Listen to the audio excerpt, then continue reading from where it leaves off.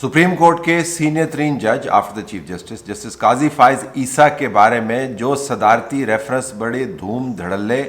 आप समझें ऑडेसिटी के साथ लॉन्च किया गया था, अब former prime minister Imran Khan साहब फरमाते हैं वो मेरी बहुत बड़ी गलती थी, मुझे नहीं करना चाहिए था। और अब पुराने मिनिस्ट्रान के दौरान लड़ाई शुरू हो गई है। हर कोई इस घिनौने कदम का जो बर्डन है वो एक दूसरे पर शिफ्ट करने की कोशिश कर रहा है। उस वक्त का लॉ मिनिस्टर फ़िरोज़ नसीम अब ये हमें कहता हुआ सुनाई देता है कि ये तो वज़ीर आज़म ने कहा था और मैंने उनकी ईमा पर किया।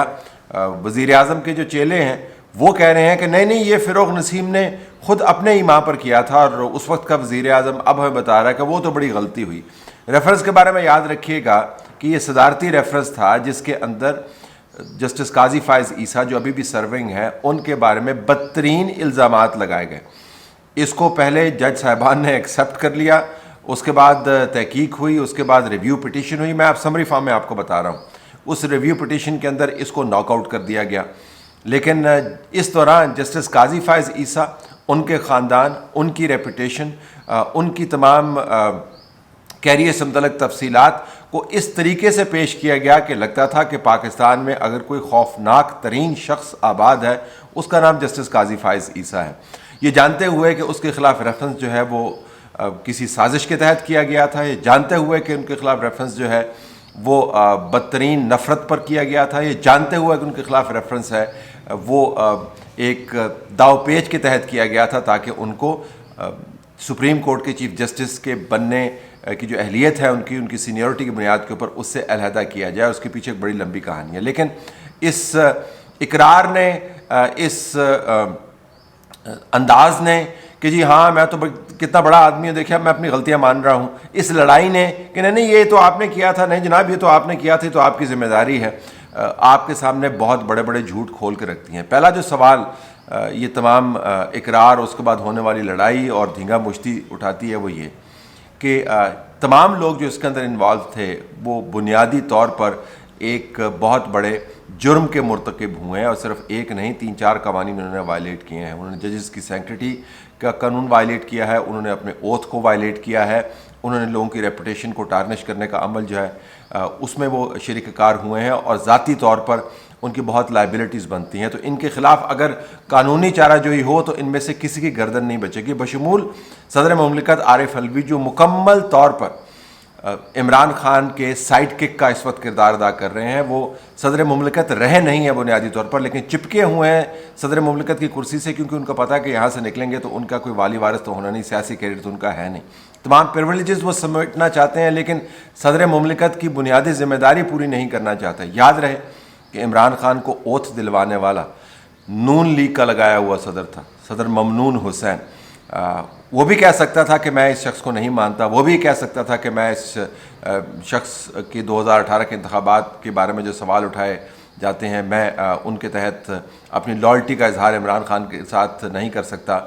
मैं लॉयल्टी का इजहार नवाज शरीफ के साथ करता हूँ। लेकिन उस शख्स को भी पता था कि वो मुल्क का सदर है, वो किसी शख्स का ग़ुलाम नहीं है या उसका साइड किक नहीं है। लेकिन सदर अलवी के पास तो ये तौफीक है नहीं, तो सदर अलवी उस वक्त भी ऐसे ही बिहेव कर रहे थे। तो सदर अलवी ने जस्टिस काजी फाइज ईसा के ख़िलाफ़ केस रेफरेंस भिजवा कर बुनियादी तौर पर बदतरीन वायलेशन की, अपनी ओथ की, और अगर इसके ऊपर कानूनी चाराजोई हुई तो उनकी गर्दन जो है कानूनी चाराजोई से बचती नहीं है। इमरान खान के बारे में भी बहुत बड़ा सवाल उठता है, कहते हैं जी कि मेरी गलती थी, लेकिन गलती मानने से गलती की जो सज़ा है उससे आप बच नहीं सकती। ऐसे ही है कि आप ट्रैफिक वायलेट कर दें, किसी बंदे को कुचल दें और उसके बाद ट्रैफिक के पुलिस वाले को कहें कि जी मेरी गलती थी, मैंने गलती से कर दिया। गलती मानने से जिसकी इज़्ज़त आपने कुचली है वो इज़्ज़त वापस नहीं आ सकती। गलती मानने से जो आपने कानून को ब्रीच किया आप उससे बच नहीं सकते। ये याद रहे कि वफाकी काबीना का जो फ़ैसला है वो पूरी वफाकी हुकूमत का फ़ैसला होता है। ये याद रहे कि वफाकी काबीना का फ़ैसला जो है वो वज़ीर आज़म का अपना फ़ैसला मुतसव्वर होता है। काबीना के अंदर क्या डिबेट हुई ये बिल्कुल इमैटीरियल बात है। तो वज़ीर आज़म ने उस रेफरेंस को सपोर्ट करके, जिसने जज और उसकी फैमिली की ऐसी की तैसी कर दी, बुनियादी तौर पर एक बहुत बड़े کرمنل ایکٹ کے وہ مرتکب ہوئے ہیں جس کی جواب دہی اگر اس ملک میں کچھ قانون رہ گیا ہے تو اس کے تحت لازمی ہونی چاہیے۔ اب آ جائیں آپ کابینہ کے منسٹرز کی طرف۔ یہ تمام لوگ جو اچھے بننے کی کوشش کر رہے ہیں، ڈاکٹر شیرین مزاری سمیت، کہ جی ہم نے تو بتا دیا تھا، میں نے تو اس کو اپوز کیا تھا، یہ فواد چودھری نے بھی اپوز کیا تھا، یہ فروغ نسیم جو ہے یہ اس کے اوپر اصرار کر رہا تھا۔ ان کو پتہ ہونا چاہیے، پڑھے لکھے لوگ ہیں، کم از کم ڈاکٹر شیرین مزاری تو ہیں، کہ وفاقی کابینہ کے جو فیصلے ہوتے ہیں جب آپ ان کو انڈورس کر دیتے ہیں تو the whole کابینہ اونز اٹ۔ یہ کوئی ایسا معاملہ نہیں ہے کہ جب آپ نے اس کے اوپر اپنا اعتراض اٹھایا، اب ہمیں کیا پتہ آپ نے اعتراض اٹھایا نہیں اٹھایا، کون سے منٹس آف دی میٹنگ جو ہے آپ نے شیئر کر لینی ہے ہمارے ساتھ۔ آپ نے اعتراض اٹھایا تو اس کے بعد آپ کا سٹینس تو بڑا کلیئر ہو گیا، تو جو دوسرا منسٹر ہے جس کی منسٹری کی ذمہ داری بنتی ہے وہ مورد الزام ٹھہرا۔ تمام وفاقی کابینہ جس نے اس ریفرنس کو اپروو کیا بنیادی طور پر اسی جرم کی مرتکب ہوئی ہے جو فروغ نسیم نے مبینہ طور پر کیا، یہ اصرار کر کے کہ جی اس ریفرنس کو چلانا چاہیے۔ فروغ نسیم بھی اسی جرم کا مرتکب ٹھہرتے ہیں، تمام وفاقی کابینہ بھی اسی جرم کا مرتکب ٹھہرتی ہے، اس وقت کا وزیر اعظم بھی اسی جرم کا مرتکب ٹھہرتے ہیں۔ اب اس بات پر آئیے کہ جسٹس قاضی فائز عیسیٰ کے ساتھ اس ریفرنس کی بنیاد پر جو کچھ ہوا اپنی عدالت کے اندر جج صاحبان کے ہاتھوں، وہ بھی ایک بڑی طویل اور تکلیف دہ کہانی ہے۔ جب جج صاحبان ایک ایسے ریفرنس کو جس کو ساری دنیا کہہ رہی تھی جو لا کو سمجھتی ہے اور جو نیتوں کا اظہار اعمال کے ذریعے جاننے کی صلاحیت رکھتی ہے، بتا رہے تھے کہ ان کے اعمال بتا رہے ہیں کہ یہ بدنیتی پر مبنی ہے، جج صاحبان نے اس کو ایکسیپٹ کیا، جج صاحبان نے اس کو انڈورس کیا، اس کی بنیاد کے اوپر جسٹس قاضی فائز عیسیٰ اور ان کی فیملی کو تہس نہس کرنے کی کوشش کی۔ یہ بردر ججز کی طرف سے ہوا۔ تو جب ہمیں بتایا جاتا ہے کہ بردر ججز جو ہیں وہ ایک دوسرے کا خیال رکھتے ہیں قانون کے دائرے میں رہتے ہوئے، تو یہاں پر تو خیال بھی نہیں رکھا گیا اور قانون کے دائرے کو بھی توڑا گیا۔ جو جج صاحب کے ساتھ، ان کی بیگم صاحبہ کے ساتھ ہوا اس عدالت کے اندر، وہ پاکستان کی تاریخ کا ایک بدترین باب ہے کہ کسی بھی شخص کو، چاہے وہ جیسے بھی اہم عہدے کے اوپر فائز ہو، آپ گھسیٹ کر اس کی بیگم سمیت عدالت کے کٹہرے میں لا کے کھڑا کر سکتے ہیں، آپ سپریم جوڈیشل کونسل میں لا کر اس کو الٹا لٹکا سکتے ہیں آئینی اور قانونی طور پر، اور وہ چیختا چلاتا رہے کہ بھائی میں تو جج ہوں، میری تاریخ آپ کے سامنے ہے، میں قانون پڑھا ہوا ہوں، میں آپ کو بتا رہا ہوں کہ بدنیتی پر مبنی ہے، لیکن آپ نے اس کو الٹا لٹکانا ہے کیونکہ آپ نے اس کو فارغ کرنے کی ایک کوشش کرنی تھی، جس کے اندر یہ ریفرنس ایک کلیدی حصہ جس نے ڈالا۔ تو جج صاحبان جنہوں نے اس ریفرنس کو،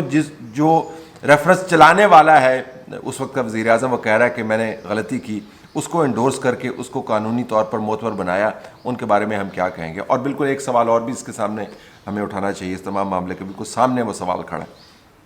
وہ تمام لوگ جو بدقسمتی سے اپنے آپ کو جرنلسٹ کہتے ہیں، جنہوں نے اس کیمپین کو آگے چلایا، جنہوں نے اس ریفرنس کو بنیاد بنا کے جسٹس قاضی فائز عیسیٰ کے چیتھڑے اڑائے، جنہوں نے ان کی بدترین تذلیل کا بندوبست کیا، وہ تمام لوگ اب کیا سوچتے ہوں گے؟ مجھے پتہ ہے وہ کیا سوچتے ہوں گے، وہ ابھی بھی سوچتے ہوں گے کہ ہم نے بالکل ٹھیک کیا۔ کوئی ظاہر ہے جب آپ کو پریولیجز مل رہے ہوں، جب آپ کو پیسے مل رہے ہوں، جب آپ کو آشیرواد مل رہی ہو، تو پھر ظاہر ہے آپ کو اپنا برا کیا نظر نہیں آتا۔ لیکن وہ تمام لوگ جو یہ کیمپین چلا رہے تھے، اب آپ ستم ظریفی دیکھیے، انہی لوگوں کے ذریعے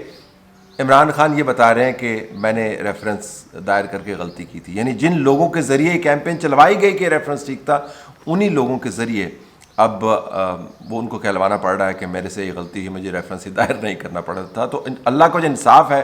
وہ بہت بڑا ہے۔ تو وہ جج صاحبان، وہ نام نہاد صحافی، وہ منسٹرز، وہ صدر، وہ اس وقت کا پرائم منسٹر، وہ تمام کے تمام لوگ جو اس ریفرنس کے ذریعے جسٹس قاضی فائز عیسیٰ کے اوپر غلاظت کے ٹوکرے پھینک رہے تھے، اب وہ دیکھ رہے ہوں گے کہ تمام کے تمام غلاظت کے ٹوکرے ان کے اوپر آ کے گرے۔ اور آخر میں اسٹیبلشمنٹ کے بارے میں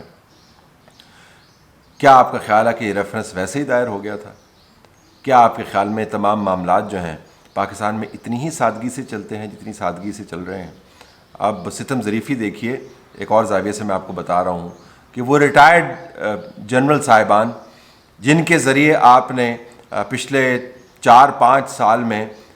ایک جماعت کی یعنی نون لیگ کی ایسی کی تیسی کروائی اور زرداری کو بدترین کرپٹ شخص قرار دیا اور بتایا کہ عمران خان کتنا عظیم ہے، ان کو آج آپ کو ٹی وی کے اوپر خود سے بین کرنا پڑ رہا ہے، کیونکہ اب آپ کو ان کی ضرورت نہیں ہے۔ اسی طریقے سے جس طریقے سے اب آپ ان صحافیوں کے پیچھے پڑے ہوئے ہیں جن کو آپ نے استعمال کیا، جن کے ذریعے آپ نے کیمپینز چلوائیں، تو جو اللہ کا انصاف ہے وہ شدید ترین پکڑ پر مبنی ہے، اور بدترین ستم ظریفیاں اس انصاف کے ذریعے آپ کے سامنے آتی ہیں۔ تو اس تمام سچویشن میں اخلاقی، آئینی، قانونی اور طاقت کے کھیل کے سوال بھی موجود ہیں، اور بہت بڑی ستم ظریفی بھی موجود ہے کہ وہ تمام لوگ جو اس تمام داؤ پیچ میں انوالو تھے کس طرح ایک دوسرے کے اوپر پتھر مار رہے ہیں، ایک دوسرے کو سنگسار کر رہے ہیں کھلے عام،